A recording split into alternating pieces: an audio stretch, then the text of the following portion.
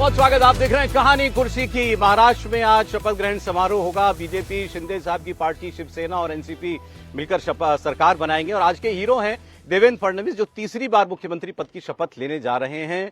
और बीजेपी की धमाकेदार जीत के बाद आज जश्न भी पूरी अंदाज में मनाने की पूरी तैयारी है। आजाद मैदान में शाम 5:30 बजे शपथ ग्रहण समारोह होगा, जिसके लिए प्रधानमंत्री नरेंद्र मोदी दिल्ली से पहुंचेंगे। इनके अलावा ढेर सारे केंद्रीय मंत्री, बीजेपी शासित राज्यों के मुख्यमंत्री, तमाम लीडर्स, बीजेपी के टॉप, वो सब वहां पर, और एनडीए के नेता वहां पर आज मंच पर मौजूद होंगे। तो वो कार्यक्रम आज शाम 5:30 बजे होने जा रहा है। लेकिन अब जरा बात कर दीजिए हमको एकनाथ शिंदे की।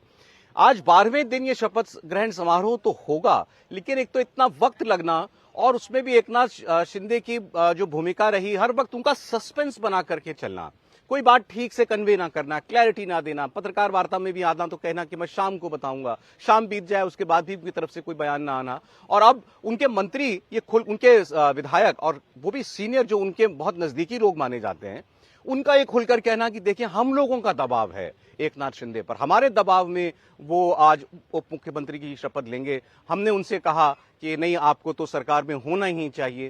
भाई ये सब बातें आज कहलवाने की थी नहीं। आज तो जिसे कहते हैं घुड़चड़ी का दिन है। आज तो बस सीधे शपथ होना था। आज इस किस्म के बयान आ रहे हैं।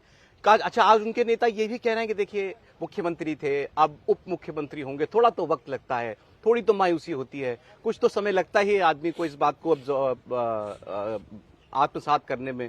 मुख्यमंत्री बनना किसको अच्छा नहीं लगता है। ये सब बातें उनके नेता कर रहे हैं। उनको भी ये सोचना जरूर चाहिए कि आखिर ये नौबत क्यों आई है। मैं आपको दो बयान सुनाऊंगा। एक दीपक केसरकर कह रहे हैं मैं मोदी जी ने कहा होगा तो उप मुख्यमंत्री जरूर बन जाएंगे एकनाथ शिंदे। संजय शिरसाट बहुत करीबी माने जाते हैं, वो ये कह रहे हैं कि मुख्यमंत्री बनने के बाद उप मुख्यमंत्री बनने के लिए दिल संभालने में कुछ वक्त तो लगता है। आपको लगता है कि आज उप मुख्यमंत्री पद की शपथ ले लेंगे वो तो मोदी साहब और शाह साहब के नेतृत्व में विश्वास रखते हैं, तो उनका जो भी मैसेज होगा वो फॉलो करेंगे, ऐसे मुझे लगता है। क्योंकि वो शिवसैनिक है, शिवसैनिक हमेशा आदेश का पालन करता है, और उनके लिए वो सर्वोच्च नेता है तो उनके आदेश का पालन जरूर करेंगे। क्योंकि उनके सीएम काल के दौरान भी पीएम साहब ने बहुत उनकी मदद की है, महाराष्ट्र की मदद की है, तो उनका बहुत रिस्पेक्ट करते हैं, और वो तो उनके नेता ही है। तो वो और अमित शाह जी है, वो वहाँ से मैसेज आ जाता है और वो बोलते हैं कि आप रिस्पॉन्सिबिलिटी ले लो, तो वो जरूर लेंगे, ऐसे मुझे लगता है। जी, यानी कि देवेंद्र फडणवीस मुख्यमंत्री और शिंदे साहब और अजित पवार दोनों उप मुख्यमंत्री। मैं ये कैसे बोल सकता हूँ, ये अनाउंस करना तो शिंदे साहब का प्रेरोगेटिव है। वो अनाउंस करेंगे कि मैं शपथ ले रहा हूँ। लेकिन आज बाकी और किसी मंत्री को, आपकी पार्टी से कोई मंत्री बन रहा है या किसी को कोई संदेश आया है, सिर्फ 3 ही लोग शपथ लेंगे आज? देखिए, जहां तक मेरी जानकारी है किसी को मैसेज नहीं आया। इसका मतलब साफ है कि सिर्फ 3 ही शपथ विधि होगी।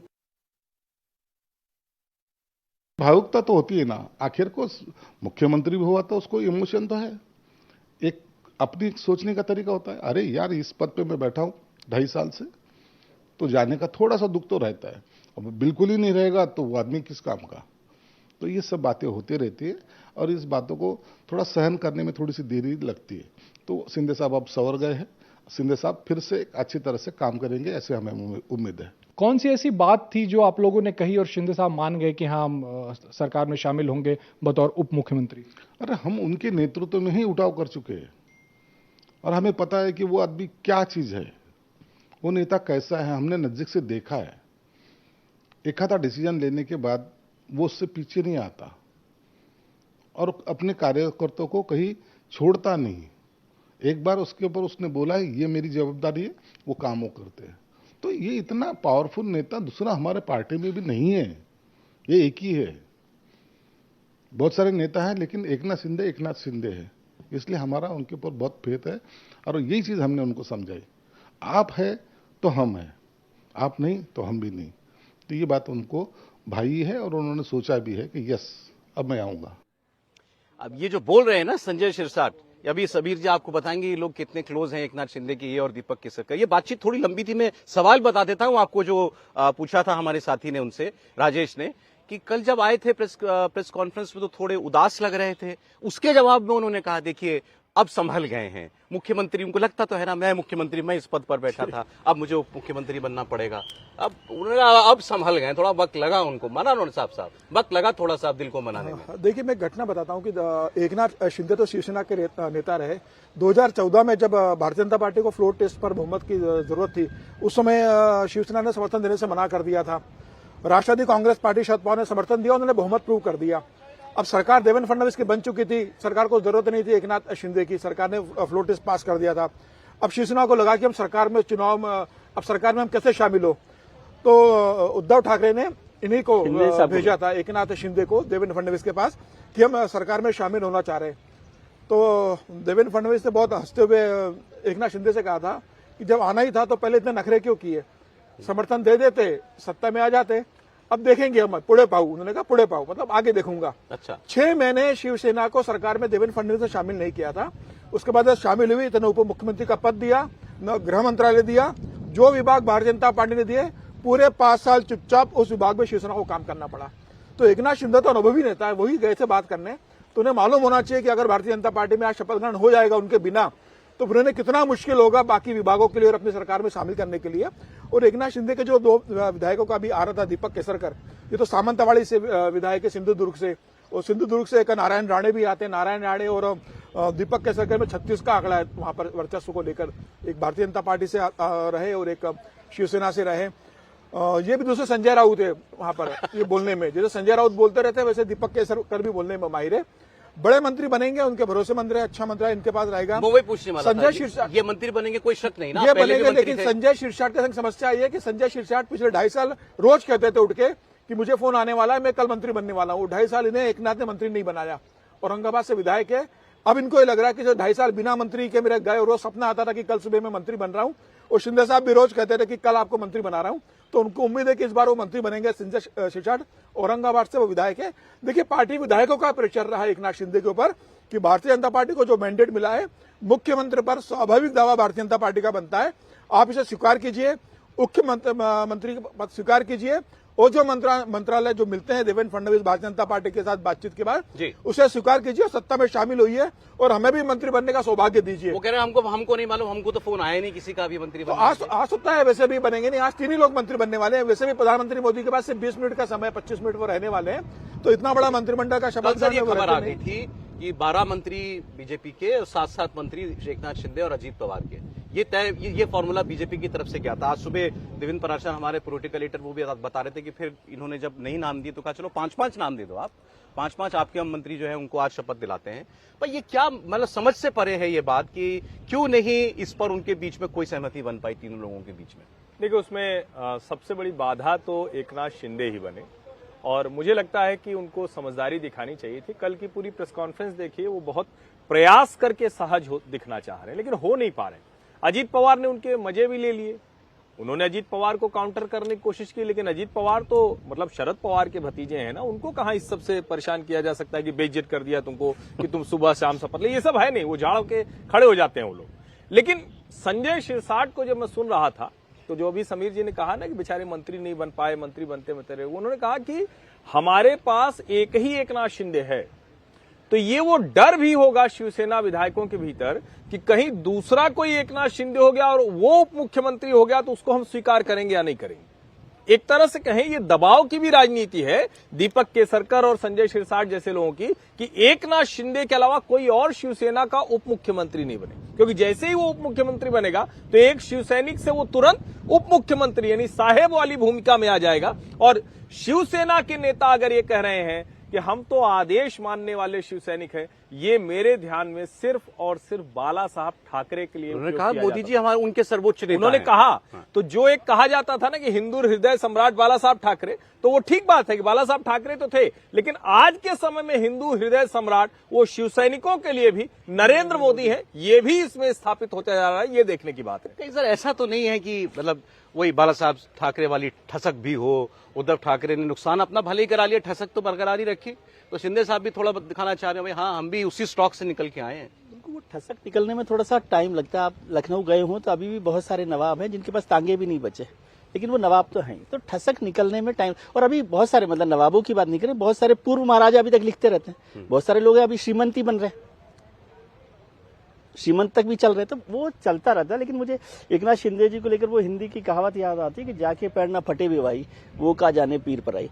अब वो पैर थोड़े से फटे एकनाथ शिंदे साहब को, तो वो पीर जो है, जो पीड़ा है देवेंद्र फडणवीस की, वो तो 2.5 साल के मुख्यमंत्री के बाद उनकी इतनी पीड़ा है, तो वो तो 5 साल मुख्यमंत्री रहे थे और उसके बाद वो उप मुख्यमंत्री बने। तो वो देवेंद्र फडणवीस साहब की उस पीड़ा को भी समझे होंगे कि 5 साल कोई मुख्यमंत्री रह के उप मुख्यमंत्री बनता है तो कैसा महसूस होता है एकनाथ। और देखिए, राजनीति और जिंदगी जो है ना, वक्त के हिसाब से बदलती रहती है, आपको बदलना है उसमें और उसके साथ ही चलना चाहिए था। एकनाथ जी कल भी उसको अच्छे से मान लेते तो अच्छी बात होती है। ये देखिए सर, इस वक्त जो एक खबर आ रही है, उदय सामंत, ये भी सीनियर लीडर है शिवसेना के, ये कह रहे हैं एकनाथ शिंदे डिप्टी सीएम बनेंगे और अगर नहीं बनेंगे तो हमारी पार्टी से कोई मंत्री नहीं बनेगा। बीच में ये चर्चाएं आई थी कि शायद बाहर से समर्थन दे दे शिवसेना। अब मुझे नहीं मालूम अभी भी इसमें कोई इफ वट बाकी है क्या? ये बयान जिस तरीके के आ रहे हैं, वो शिंदे साहब भी अपना वो जो गृह मंत्रालय का जो अभी तक प्रेशर है उसको बनाए हुए हैं कि किस तरह से बनाया जाए। और यदि वो गृह मंत्रालय उनको मिल जाता है तो भारतीय जनता पार्टी का एक ये कि भाई एक पॉलिटिकल अंडरस्टैंडिंग में ठीक है कुछ करना चाहिए, वैसे उसकी संभावना कम लग रही है। लेकिन शिंदे साहब अब भी ये चाहते हैं कि ये नहीं मिला है तो कम से कम इतना तो हो। लेकिन वो कहते हैं आधी छोड़ पूरी को भावे, पूरी छोड़ आधी भी जावे। अब इस किस्म के स्टेटमेंट की नहीं बने वो मुख्यमंत्री तो कोई मंत्री नहीं बनेगा। भाई सबसे बड़ा नेता ही तो शपथ ग्रहण करेगा ना। अगर एकनाथ शिंदे शपथ ग्रहण नहीं करेंगे तो कैसे उसके मंत्री शपथ ग्रहण करेंगे? संभव ही नहीं है। सबसे बड़ा नेता ही तो पहले शपथ ग्रहण करेगा। उनका कहने का मतलब सरकार में राइडर भी तो हो गया ना, सरकार में शामिल कि अगर एकनाथ शिंदे डिप्टी सीएम नहीं बन रहे हैं तो हम सरकार में नहीं शामिल। वही बात। लेकिन इसका एक दूसरा पहलू है, ये जितने शिवसैनिक आए हैं वो क्यों आए हैं? क्योंकि भारतीय जनता पार्टी ही हिंदुत्व की राह पर है। उद्धव ठाकरे वो थोड़ा सा रास्ता भटक गए थे, इसलिए हम इधर आए। दूसरा क्यों आए? सत्ता में शामिल होना है, सरकार में शामिल होना है। अगर ये दोनों चीज नहीं होगी तो कितने विधायक बचेंगे शिवसेना में, ये भी सवाल खड़ा सर, मैं तो बेसिक बात कह रहा हूं। उदय सामंत ने अभी दो सेंटेंस चल रहे हैं आपकी स्क्रीन पर, दूसरे की जरूरत क्या थी? अगर तय है कि आप एकनाथ शिंदे बनेंगे तो बन रहे ये क्यों कहना कि नहीं बनेंगे तो कोई नहीं बनेगा और मंत्री हमारे? और ये बयान मेरे ख्याल से शाम को शपथ ग्रहण के बाद देना था कि भाई यदि नहीं बन रहे हैं तो हम नहीं हो रहे शामिल, यदि ऐसा है तो। 4 घंटे पहले आप जो है ये भूमिका बना रहे हैं। इसका मतलब ये है कि उदय सामंत का ये बयान आ रहा है, इसका मतलब है कि अभी एकनाथ शिंदे ने तय नहीं किया है कि वो शाम को शपथ ग्रहण करेंगे कि नहीं करेंगे। पार्टी को संदेश देने की कोशिश की उन्होंने, भारतीय जनता पार्टी को, कि अभी हमारा तय नहीं है एकनाथ शिंदे शाम को शपथ ग्रहण में आएंगे कि नहीं। मुझे लग रहा है ये अंतिम समय तक दबाव बनाने की कोशिश है मंत्रालय को लेकर। देखिए ठीक है, एकनाथ शिंदे शिवसेना का प्रतिनिधित्व करते हैं और शिवसेना अपनी दबंगी के लिए जानी जाती है। कभी भी कोई शिवसैनिक ये नहीं चाहेगा कि बहुत आसानी से आप मान लो कि भाई प्रधानमंत्री के सामने, बीजेपी के सामने बहुत आसानी से आपने सरेंडर कर दिया। वो बताना चाहेंगे कि मैं शिवसैनिक हूं। एक चीज होती है किरकिरी कराना सबकी। आज जो कार्यक्रम हो रहा है उसकी क्या दबंगी, ऐसी भी क्या दबंगी है कि आपके धागे खुलते चले जा रहे हैं। अब ये इसको लिमिट के बाहर लेके जा रहे हैं, इसमें कोई दो राय नहीं है। अब तो कुछ बचा नहीं है। पहले 3-4 दिन आपने कोशिश की, अब जिस तरह से कल पत्रकार वार्ता में आप कहते हो कि मेरा तय नहीं है और अब उदय सामंत का ये बयान आ रहा है, इसका मतलब ये है कि अब एकनाथ शिंदे लिमिट क्रॉस कर रहे हैं, वो लक्ष्मण रेखा को लांग रहे हैं जहां भारतीय जनता पार्टी। खुद का भी नाम बीच में हवाओं में उड़ा था कि ये भी हो सकते हैं डिप्टी सीएम। उद्योग मंत्री रहे हैं, उनके बहुत खास है, तानाजी सावंत है, उदय सामंत बड़े करीबी उनके टीम में शामिल है।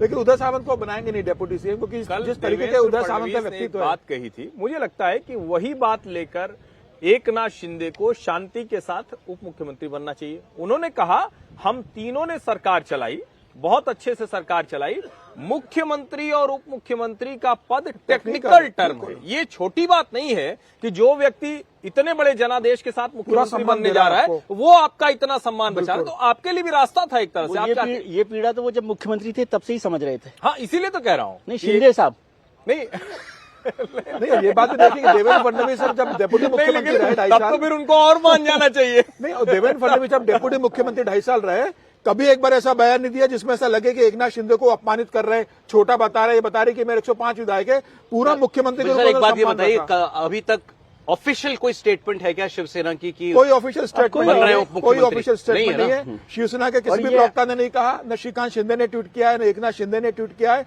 न किसी नेता ने कहा है। यह सिर्फ निर्णय एकनाथ शिंदे को लेना है। और मुझे लग रहा है कि जो उदय सामंत का बयान आया, ये उदय सामंत का बयान एकनाथ शिंदे के कहने पर उन्होंने दिया है। इसका मतलब ये उन्होंने भारतीय जनता पार्टी को संदेश दिया है कि अभी तक हमारा तय नहीं है, शाम को वो शपथ ग्रहण करने आजाद मैदान पर आने वाले हैं कि नहीं आने वाले। मुझे लग रहा है देवेंद्र फडणवीस की बातचीत जारी होगी उनके साथ, हो सकता है 11 तारीख को ज्वाइन करें। लेकिन मुझे लगता है अभी भी इस बात की बहुत संभावना बहुत कम है कि प्रधानमंत्री मोदी शपथ ग्रहण में आए और एकनाथ शिंदे वहां न आए। इसकी संभावना मुझे बहुत कम लग रही है। अंतिम समय में एकनाथ शिंदे शपथ ग्रहण में जरूर शामिल होंगे। मेरा भी यही मानना है, क्योंकि अगर वो शपथ नहीं लेंगे तो शिवसेना के लिए एक साथ बने रहना, सत्तावन लगभग असंभव हो विधायकों को जाएगा। बचा मुश्किल हो पाना जाएगा। असंभव हो जाएगा। मुश्किल हो जाएगा एकदम और अभी असंभव तक हो जो उनके पोस्ट पर है वो वाली फोटो उन्होंने लगा रखी है, पहले वाली, जब राजभवन में समर्थन पत्र देने गए हैं तो वो देवेंद्र फडणवीस के साथ वो चिट्ठी दे रहे हैं जिसमें समर्थन है।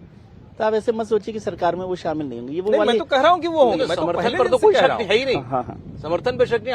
आप खुद आओगे सरकार में या नहीं, हाँ, ये सवाल है। नहीं, उन्होंने कल प्रेस कॉन्फ्रेंस में भी कहा कि हमने शिवसेना की तरफ से देवेंद्र फडणवीस जी को मुख्यमंत्री पद के लिए समर्थन दिया, समर्थन। लेकिन मैं कह रहा हूं कि वो उप मुख्यमंत्री बनेंगे, इसके अलावा कोई विकल्प नहीं है। और उनको अगर संजय राउत उद्धव ठाकरे वाली शिवसेना से लड़ना है, मैंने संजय राउत का नाम पहले लिया है, आपने ध्यान दिया कि नहीं? हाँ, तो उससे अगर लड़ना है तो आपको उप मुख्यमंत्री का पद चाहिए। और उद्धव ठाकरे नहीं बनना है फिर से, उद्धव ठाकरे नहीं बनना है। उद्धव ठाकरे नहीं बनना। अगर ठीक है। एक बात एक नाथ शिंदे शिवसेना के लिए जरूरी है। आज मंत्री तो शपथ वैसे भी नहीं ले रहे। हाँ। आपको मंत्रालयों की लड़ाई करने के लिए अभी समय था। 7-8 दिन का वक्त बिल्कुल, मिलेगा ना। बिल्कुल। देखिए वैसे भी मंत्रालय में प्रधानमंत्री केवल होम मिनिस्ट्री की बात है, आप वो तो उनको लेना है ना, एक नाथ शिंदे जी को।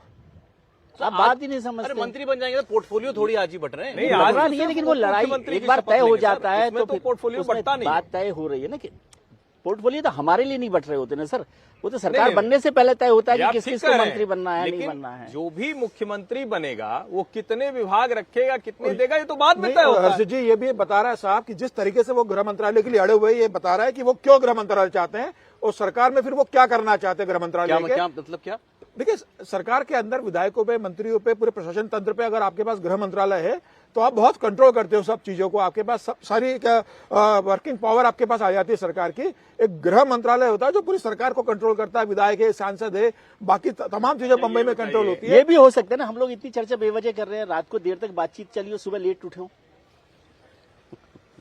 पहले सर, लेकिन ये तो 24 घंटे हम काम लोग करने वाले दोपहर लोग में हैं। है अभी, इतनी भी देर तक नहीं, नहीं, मतलब हम मुंबई- बेवजह चर्चा मुंबई कर रहे हो, थोड़ा हो लेट सकता- वाला है हाँ, मसला, लेकिन अच्छा उनको कौन सा 7:40 अरे थोड़ा पकड़नी है। सब हैरान करने वाला मामला है कि नहीं जो चल रहा है। नहीं, ये वाला तो बिल्कुल हैरान करने वाला है। और मुझे लगता है कि ये एकनाथ शिंदे जो बार बार लगता है कि अब एकनाथ शिंदे फिर से जो, और मैं अक्सर ये बात कहता हूं कि एकनाथ शिंदे ने जो किया है वो असाधारण है, अकल्पनीय है, अतुलनीय है कि किसी पारिवारिक पार्टी से कोई नेता खींच कर ले जाए। उसके बाद ये वाला ड्रामा करते हुए वो अपने कद को छोटा कर रहे हैं, अपनी हैसियत घटा रहे हैं। और अगर यही रहा तो शायद उनकी पार्टी के लिए भी बहुत अच्छा आगे आने वाला वक्त नहीं होगा।